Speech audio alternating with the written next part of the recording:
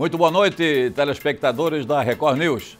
Estamos iniciando neste momento o projeto especial da cobertura eleitoral de 2022 aqui em Santa Catarina. Conexão ND, Voto Mais. Vamos ouvir os candidatos ao governo do estado de Santa Catarina nas próximas 2 semanas. Conosco o companheiro Altair Maganhim, que também é colunista, é blogueiro e participa da cobertura deste projeto do Grupo ND de Santa Catarina. Boa noite, Altair. Boa noite, Moacir. Prazer em contar com um colega aqui nesse programa especial. O primeiro convidado é o empresário vitorioso Antídio Lunelli, ex-prefeito reeleito de Jaraguá do Sul. Doutor Antídio, muito boa noite, seja muito bem-vindo. Ele é pré-candidato do MDB ao governo do estado. Boa noite. Boa noite, Moacir. Boa noite, Altair. Prazer enorme poder estar aqui, conversarmos um pouco, falar sobre política no nosso estado de Santa Catarina. Agradecemos já a sua participação. Amanhã o candidato vai ser Jean Loureiro do União Brasil. E na sequência, os demais pré-candidatos já anunciados aqui em Santa Catarina. Prefeito, a pergunta que não quer calar. É a primeira pergunta que nós vamos fazer para todos os candidatos. Por que o senhor deseja ser governador de Santa Catarina? Porque eu sou um homem, né, que tem uma vida muito simples, uma história, né? Eu sou um homem da natureza, da roça, criado lá até os 16 anos. Mais tarde também fui empregado e então iniciamos a nossa empresa que completou 40 anos, Moacir, dia 1º de outubro do ano passado. E fomos sim dar a nossa contribuição participando das eleições do município de Jaraguá do Sul, né, em um momento até bastante difícil, porque nós entendemos que nós podemos fazer muito mais e melhor. Apesar de que a iniciativa privada e o setor público são bastante diferentes, mas nós provamos em Jaraguá do Sul, sim, que dá para mudar, né? Tivemos alguns enfrentamentos no início, alteramos 175 leis para que o nosso município pudesse novamente voltar a crescer e a desenvolver, né? Tivemos, inclusive, um período lá de 31 dias de greve, que também enfrentamos, e fomos fazendo os ajustes que se faziam necessários naquele momento, né? E o resultado está aí, Moacir. Hoje nós temos 22% de investimento próprio, né, onde que tínhamos 0 quando chegamos, né? As obras todas que nós fizemos em Jaraguá do Sul, a administração, a parceria nossa com a saúde, né, os nossos postos de saúde, que nós reformamos todos, né? Aquela questão, por exemplo, da educação, que sempre é uma escola num buraco, né, mal feita, telhado baixo, aqueles telhados de eternite. Eu gostaria que fossem conhecer os nossos padrões hoje de educação em Jaraguá do Sul. Mas, no geral, o que o senhor mudaria se fosse eleito governador? Assim, por que o senhor quer... Porque eu entendo que o setor público falta gestão, falta administração. No Estado? Do Estado, né? Como em grandes prefeituras também acontece isso, né? Eu sempre digo que o setor público e a iniciativa privada têm que andar de mãos dadas. Então, nós que sabemos da dificuldade de um agricultor, as dificuldades que passa um trabalhador também, o que é ser empresário, a dificuldade que nós passamos, os nossos empresários, nossos prestadores de serviço, o nosso comércio, né? Então, o que falta para o nosso Estado é uma excelente e grande administração, né, com gestão da iniciativa privada em conjunto com a pública. Nós precisamos atualizar o setor público, né? Nós hoje temos a informação, né, a tecnologia, e o Estado, ele não acompanha esta velocidade. Então, nós somos muito bons em administrar os números, fazer os investimentos certos, né, onde que tem que ser. E mais um detalhe, o apoio da população, levando para a nossa população exatamente tudo aquilo que acontece. Porque hoje a população não consegue a informação. Nós podemos ir em qualquer portal de transparência, nós não conseguimos buscar aquilo que realmente nós precisamos. E nós implantamos em Jaraguá do Sul, através da transparência, no início, com uma revista semestral, desde a pessoa mais simples, menos esclarecida, né, até o doutor, que consegue entender, né, todas as receitas e todos os investimentos que estão sendo feitos. Tanto é que nós criamos a nossa sala de administração, que é uma sala onde que nós temos os grandes painéis, que acompanhamos de forma instantânea todas as receitas e todos os investimentos de secretaria por secretaria. Isso aí, Moacir, nos deu uma compra muito melhor para o município na ordem de economia de 30% em tudo que nós compramos e até 40%, 42% na saúde, para que os senhores tenham ideia, né? Então, nós temos números e controles. Quando chegamos, nem sequer sabíamos quem estava realmente trabalhando ou não estava trabalhando. Hoje, através dos registros automaticamente junto com o nosso RH, acabou. Não tem nenhum colaborador fora, não tem ninguém passeando, existe rastreabilidade por tudo, né? É dessa forma, prezado Moacir. Altair. O setor público e o setor privado, como o senhor explicou e tem vivência na prática, são bem diferentes, né? O setor público tem muitas amarras, licitações e muita burocracia. Muita. Como é que se derruba isso? Porque o cidadão lá na ponta também espera mais agilidade na prestação de serviço público. Exatamente. Em função de todas as dificuldades, toda a burocracia que se foi criada durante estas últimas décadas, nos últimos tempos, o que acontece? O dinheiro que tem que chegar lá na ponta para a nossa população, para quem mais precisa, né, acaba às vezes chegando 20% daquilo que realmente se faz necessário. Nós precisamos mudar as leis, nós precisamos alterar, até porque tudo isso que foi criado, se fosse para ajudar na corrupção, nós não teríamos os escândalos que nós temos todos os dias, né? Então, o que acontece? Nós precisamos do apoio da população. Para isso, nós temos que levar a informação e os números para o cidadão mais simples até o mais esclarecido, para que ele entenda realmente o que acontece no setor público. E aí sim, com a força da população, alterarmos todas as leis que se fazem necessário para que o dinheiro renda muito mais. Dinheiro público é coisa séria, tem que ser muito bem cuidado. Muitas pessoas acham que dá em árvore, e não dá em árvore não, e ele se acaba muito rápido. Então, o governo tem que ser administrado como se administra as melhores empresas do nosso país e do mundo. Esta é a nossa visão, né? Até porque a carga tributária é muito pesada, o cidadão não aguenta mais transferência de imposto, né, em cima do lombo da nossa população. Hoje nós temos um Estado rico e a população está pobre. O Estado está com o cofre cheio, mas o nosso cidadão está com a geladeira vazia. Entende? Então isso tem que ser mudado. Nós precisamos da economia forte. Santa Catarina é modelo, é o melhor estado do Brasil, indiscutivelmente. Agora, se nós fizermos o dever de casa, aquilo que se faz necessário, eu tenho certeza que nós vamos acabar com a pobreza e com a miséria. Agora é o seguinte, o senhor, para ser candidato oficialmente do MDB, que é o maior partido de Santa Catarina, vai precisar ser aprovado na convenção estadual. Isso tem a oposição da bancada estadual. E agora? O que acontece é o seguinte, o nosso partido ele é um partido muito grande, um partido nervoso, um partido que não tem dono. Nós temos diversas alas dentro do nosso partido, desde a esquerda, centro, centro-direita, que é o que eu sou um centro-direita, né? O que acontece? Tivemos 2 anos conturbados, né, no governo do Estado, 2 anos conturbados. Aquela questão da nova política, o que houve? O governo se fechou, ninguém conseguia, nós não tínhamos acesso ao governo, certo? Talvez mal assessorado, né? Talvez bem intencionado, mas mal assessorado. O que acontece, né? Chegou em um momento que talvez haveria um impeachment, a cassação, precisou do apoio dos deputados, né? Então, e como eu sempre digo, não existe velha política, não existe nova política, existe a boa política. Então houve um acordo pela governabilidade, né? E ninguém quer o mal do Estado de Santa Catarina. Este é o acordo que foi feito. Naturalmente, como o Estado está sem projetos, tivemos aí o advento, olha o aumento do nosso combustível, da energia, do gás, 25% de ICMS em cima. Claro, os cofres sem projeto, sem investimento, encheram. Foi, inclusive, com a pandemia suspensa, né, o pagamento da dívida com o governo federal. Então, sobrou dinheiro. Começou a se distribuir dinheiro, emendas parlamentares para os nossos deputados, todos eles que compõem, né, a Assembleia, que estão na Assembleia, os 40 deputados, e eles, naturalmente, que estão levando esses recursos aos seus municípios. Até aí, tudo bem.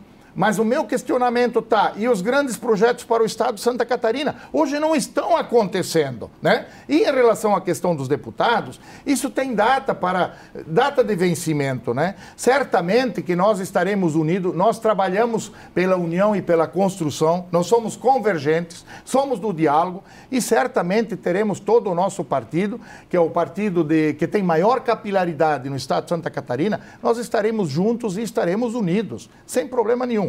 E esse é o nosso trabalho. E nós estamos fazendo um trabalho fora da bolha política. Nós não estamos mais falando sempre com os mesmos. Nós precisamos falar com a população, com as nossas entidades de classe, com as nossas associações comerciais e industriais de todo o estado de Santa Catarina, com a população. Nós somos do povo, nós estamos no meio do povo, nós sabemos, nós temos o sentimento da necessidade. Os deputados não estão com o povo? Não estão com o povo? Os deputados estão, mas eu diria que estão muito mais focados e alinhados hoje na distribuição dos recursos, né? E vejam bem, nós no passado, quando conseguíamos 100 mil reais, nós erguíamos a mão para o céu. Hoje ninguém fala menos de milhão. É milhão para cá, milhão para lá, Pix para cá, Pix para lá, né? Pix de 5 milhões aqui, 10 milhões no céu.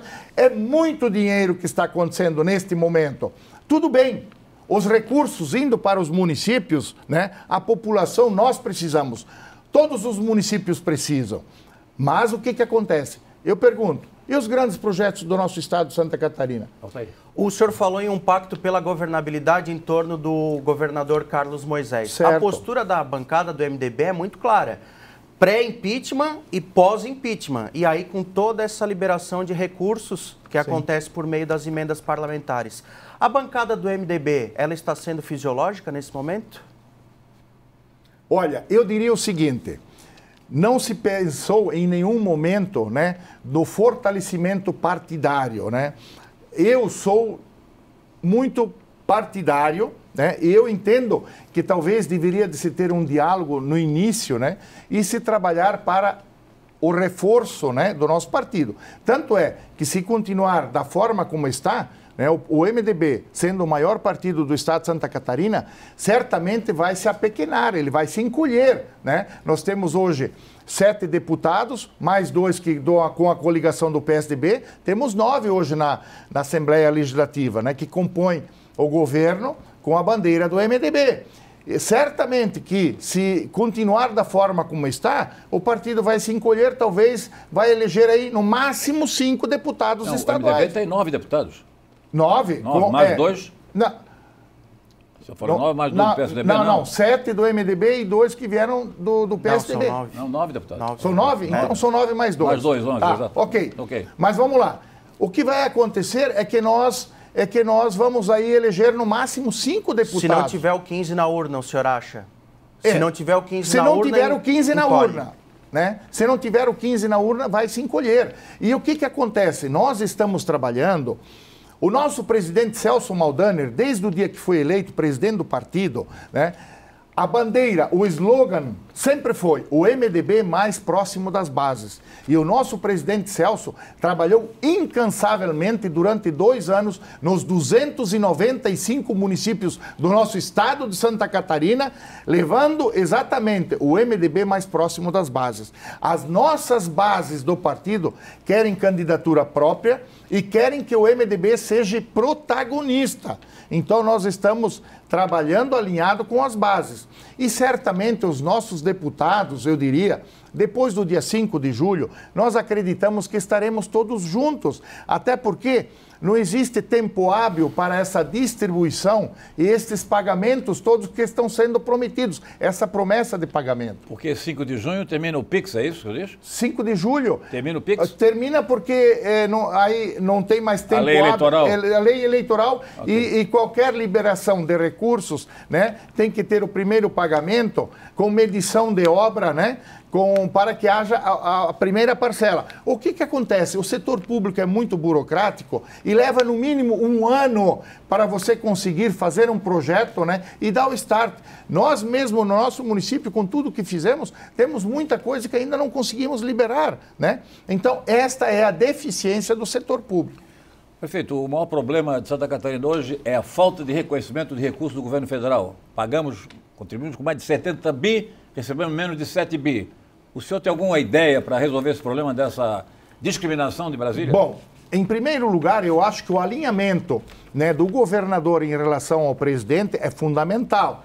Nós tivemos aqui um problema em Santa Catarina, que o nosso governador se distanciou, se desalinhou, né, do nosso presidente. Isso é seríssimo, né? Então, naturalmente, até, Moacir, eu não sei, a transferência, Moacir, que eu peguei o último número na Fiesc, me parece que em 2021 foram 94 bilhões transferidos para o governo federal. E voltou quanto? Média é de 10%, né? Então isso, Santa Catarina é o 5º maior arrecadador, né? Inclusive ultrapassamos o Rio Grande do Sul e o Paraná. Naturalmente que em função dos portos, né? Mas aí vem o meu questionamento também, Moacir. Até onde que nós vamos conseguir manter isso? Hoje uma carreta, né, para vir do oeste, do extremo oeste, para chegar nos nossos portos, leva em média 22 horas. Isso é o cúmulo da vergonha. Nós não temos infraestrutura. Onde é que estão aqueles projetos, né, que foram feitos em relação às nossas ferrovias, que nós precisamos, o escoamento da nossa produção? Nós temos um problema seríssimo, por exemplo, em relação à energia elétrica. A Celesc hoje é um desmando total para o estado de Santa Catarina. Leva mais de um ano para nós conseguirmos tirar um poste. Nós fizemos obras onde que o poste da Celesc ficou no meio da rua. Mais de um ano. É uma vergonha, é um desmando total, gente. Nós precisamos rever isso tudo. E eu pergunto aos nossos catarinenses, quem realmente está satisfeito com as empresas do nosso governo do estado de Santa Catarina, com a prestação de serviço? Então, isto tudo nós precisamos rever, gente. Nós precisamos de gestão, nós precisamos de pulso firme, determinação, nós precisamos de um governador que já esteve nos 4 cantos da mesa, não só em 2 lados, nos 4 cantos da mesa. E é isso que nós precisamos para o estado de Santa Catarina. E aquilo que eu digo, com a transparência dos números, meu amigo, com a população entendendo, eu tenho certeza absoluta que Santa Catarina será muito melhor do que é hoje. Este é o empresário Antídio Lunelli, ex-prefeito reeleito de Jaraguá do Sul, iniciando uma série do Conexão ND Voto Mais. Cobertura das eleições de Santa Catarina para ouvir todos os pré-candidatos ao governo do estado. Vamos a um rápido intervalo comercial e, na sequência, gostaríamos que o senhor falasse sobre cultura, desenvolvimento, turismo, o que o senhor está programando aí para atrair a atenção dos jovens e outros problemas que o nosso estado enfrenta. Retornamos em seguida com Antídio Lunelli, pré-candidato do MDB ao governo do estado. Até já.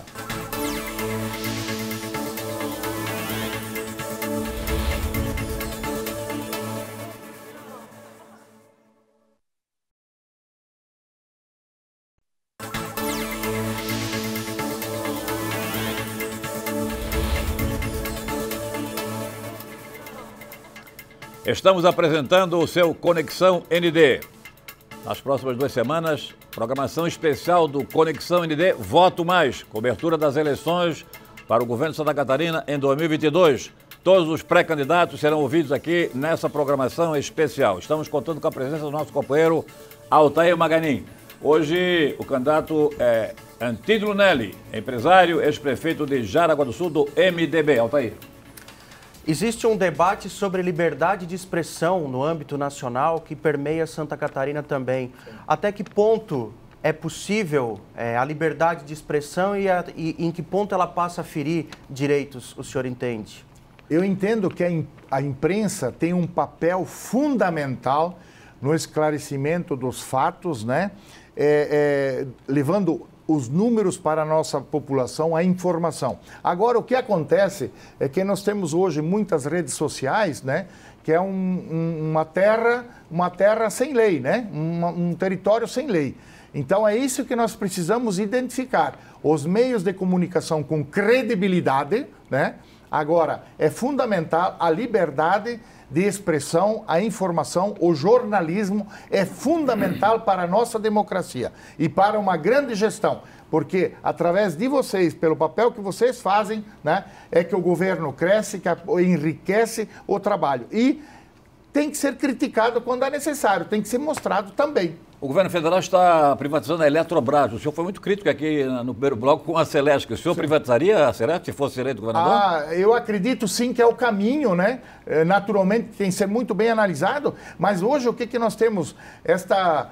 A questão da incoerência, né? A questão, por exemplo, do funcionalismo hoje, essas estabilidades que existem, nós estamos prestando um serviço de má qualidade para a nossa população. E eu diria que talvez muitas vezes, onde que poderíamos ter um grande técnico, um grande colaborador, recebendo um salário justo também, porque o setor público paga muito mal os bons, né? E paga muito bem os ruins. Né? Então, isso tudo, nós precisamos de planejamento e de mudança. Né?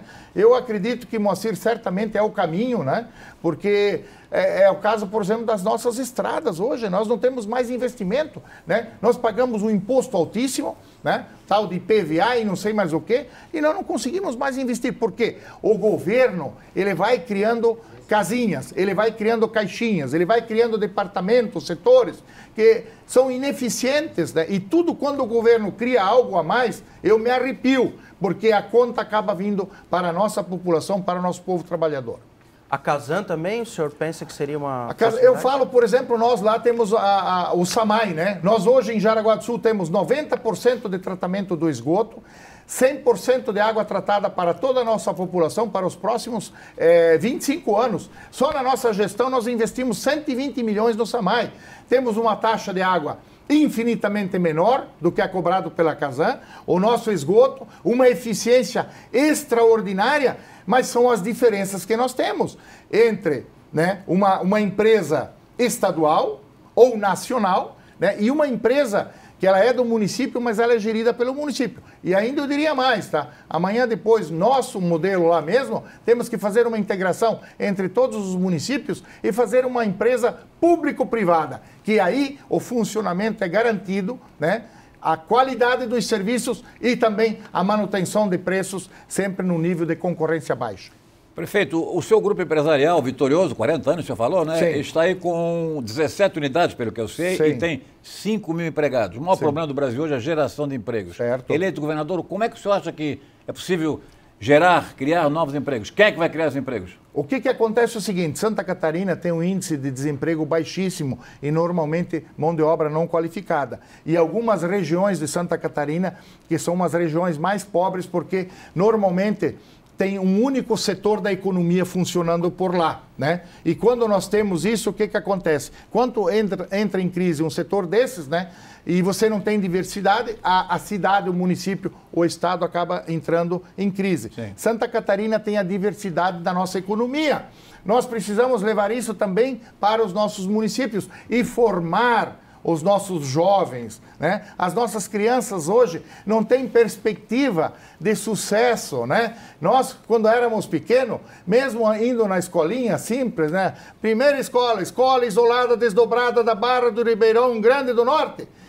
Do primeiro ao quarto ano primário, todo mundo estudando junto, né? Quem tinha o máximo um calçadinho era um chinelinho. Nós tínhamos coleguinhas descalço. Agora, nós cantávamos o hino nacional, nós rezávamos antes das aulas, né? Quando vinha uma merenda escolar do governo do estado, né? Era às vezes parecido uma sopa, né? Ou um quick, esse quick que tem hoje, que a gente encontra no supermercado, né? E nós levávamos o nosso lanchinho de casa. O que eu quero dizer? Nós tínhamos sonhos, nós sonhávamos, né? Vivendo naquela simplicidade na agricultura, lá na roça, né? Nunca nos faltou nada, Não, mas nunca colocamos fora um grão de arroz. Respondendo a sua pergunta. Exatamente, Geração de emprego. Isso. Precisamos, nas regiões mais pobres de Santa Catarina, diversificar a economia. Né? Hoje, Florianópolis é o que é, mas em função do quê? Da tecnologia de Florianópolis. Blumenau já foi o celeiro têxtil do nosso estado de Santa Catarina. Sofreu grandes crises, hoje tem a tecnologia, né, e a diversidade da economia. É isso que nós temos que fazer. Agora, temos que formar os nossos jovens. Educação. Educação, formação maciça e parar de fazer escolas dentro de buraco, tá? Com telhado, com vazamento. Isso tem que acabar no nosso estado de Santa Catarina. Nós temos que ter orgulho dos nossos professores. Nós precisamos, nobre Moacir, criar um ambiente gostoso. Nós, no início deste governo, nas nossas escolas estaduais, nós não tínhamos papel toalha, nós não tínhamos papel higiênico, para os senhores terem ideia. Então, isso não pode ser dessa forma, gente. Aí que eu digo, número, amarração, quem é o secretário? Agora, aproveitando o ensejo da pergunta sobre desenvolvimento econômico, Santa Catarina tem uma política fiscal, de incentivos fiscais. O senhor pretende rever essa política, conceder mais incentivos para que a indústria se desenvolva mais, gere mais emprego, mas abrir mão de mais impostos, fazer o caminho contrário? Qual seria a sua política? Primeiro lugar, nós precisamos ter os números do Estado na mão. Ver quem realmente paga, quem não paga, quem é beneficiado. Existe uma concorrência, infelizmente, na questão do ICMS entre estados do Rio Grande do Sul, Paraná e demais por aí. Agora, naturalmente que nós vivemos hoje, né, um desenvolvimento que foi criado lá atrás pelo nosso querido Luiz Henrique da Silveira, que muito hoje estamos aproveitando aquele plantio que ele fez lá atrás. E para o futuro, o que nós vamos ter? Entende? Isso que nós precisamos trabalhar com planejamento, não olhando para o nosso próprio umbigo para 4 anos. Nós temos que fazer planejamento para 5 anos, 10 anos, 15 anos, 20 anos, como nós fazemos na nossa empresa, o planejamento estratégico. E aí depois você vai acertando e direcionando.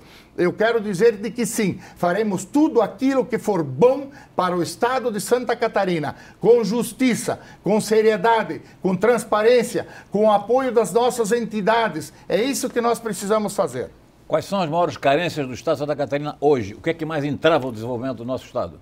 Bom, em primeiro lugar, a questão da infraestrutura, né? Nós não temos estradas hoje. As nossas SCs e as nossas BR estão uma vergonha. Vergonha. Eu que ando por todo o estado de Santa Catarina, é uma vergonha o que está acontecendo na questão da infraestrutura.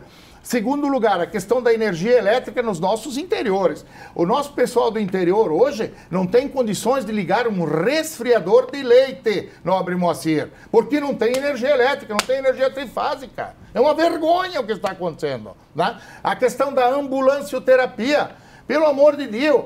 Nós temos pessoas que vêm do oeste catarinense para Florianópolis para fazer um exame, um tratamento de saúde. Isto é inadmissível, o que está acontecendo. As pessoas têm que ter condições de tratar, né, os seus pacientes, né, os nossos doentes. Eles têm que ser tratados regionalmente e parar com esse negócio de ambulância para cima e para baixo, né?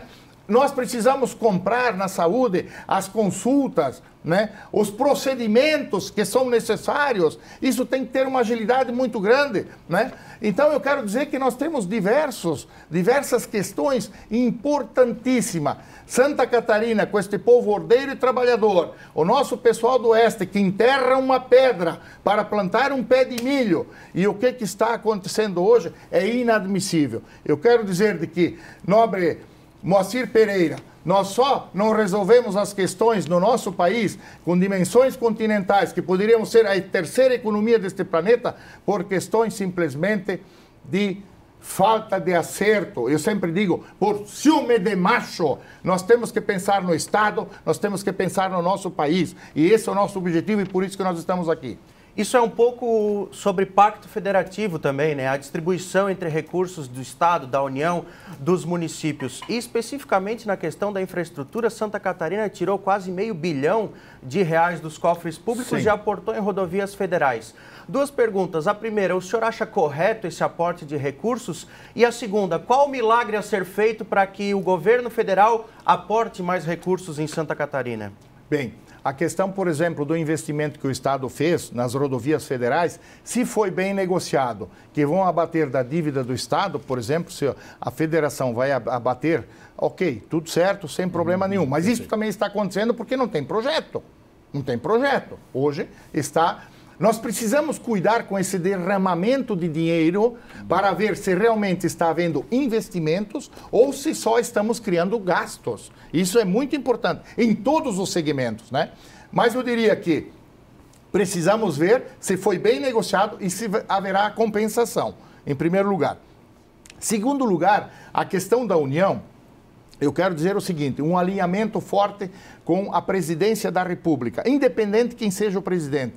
Eu acho que aí tem que haver uma ação política muito forte, o esclarecimento dos nossos investimentos, dos nossos repasses e com as nossas necessidades. Isso tem que existir uma conversa de homem para homem. É isso que falta. E não você desalinhar com o presidente que estiver lá. Independente de quem seja, meu Deus do céu. Quem é o seu candidato à presidência da República, a propósito? Olha, hoje, como nós estamos vivendo os extremos, né, infelizmente, eu acho que o ideal seria o centro. Eu sempre digo o seguinte, que quando nós temos uma grande enchente, ela tanto vai prejudicar o lado esquerdo quanto o lado direito do rio.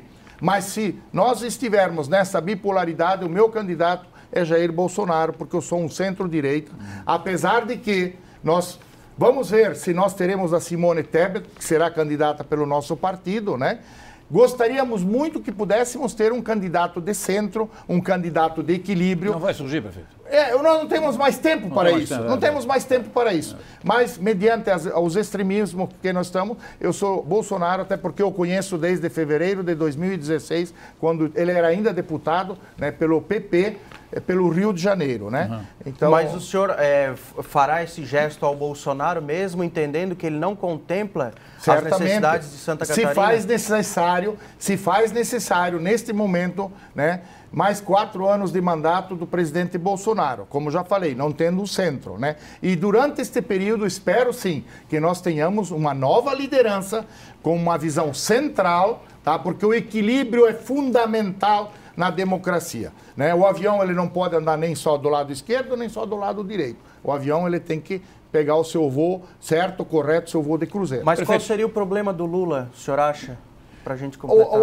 O problema do Lula é o seguinte, é que nós vivemos um governo lá atrás, até que onde a economia, né, ela caminhou bem naquele momento, mas principalmente a questão da corrupção, né? O que aconteceu? Se o presidente Lula, pela sua história, né, fosse um homem que fosse um homem patriota, né, que chegou a ter 80% de aprovação, este homem poderia ter feito todas as reformas que esse país precisa. O que optaram? Optaram pelo poder, optaram em querer dominar o nosso Brasil e a nossa América, o investimento que foi jogado para fora do nosso Brasil, e nós estamos hoje pagando a conta, né? Então esta é a minha bronca que eu tenho em relação, né, a corrupção que foi criado e hoje nós estamos pagando a conta. Esta é uma verdade. Nós precisamos retroceder um pouco, né? Prefeito, Jaraguá do Sul é considerado assim um primor em Santa Catarina em termos de integração do empresariado, da economia, do setor produtivo com a comunidade,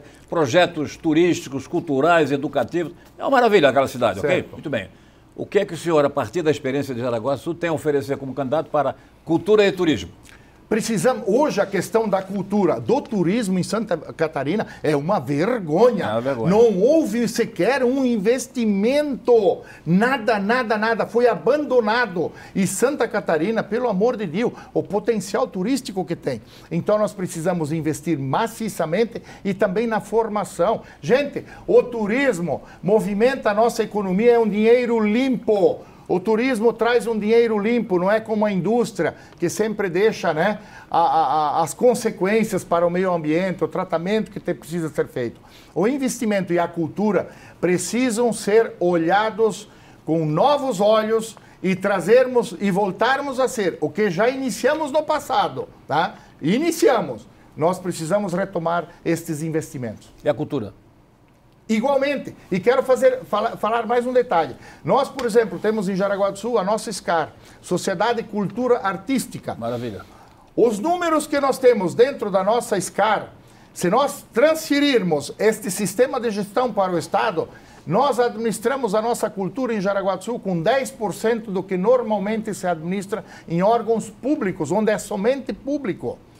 Então, o sistema de gestão, aquilo tudo que nós fizemos em Jaraguá do Sul, esta integração público-privado, né? O setor privado, o setor público tem que andar aqui juntos. Isso nós precisamos transferir para o Estado de Santa Catarina. A questão da saúde, o senhor foi prefeito durante a pandemia e nós teremos uma gestão de governo pós-pandemia. O que é possível extrair como legado desses leitos de UTI? Afinal de contas, o senhor fala da questão da ambulancioterapia. Sim. O que pode e precisa ficar?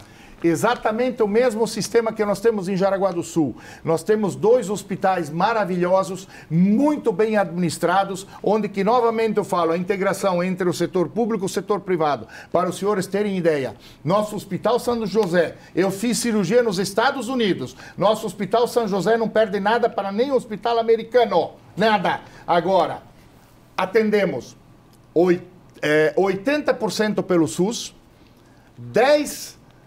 8% por plano de saúde e 2% particular.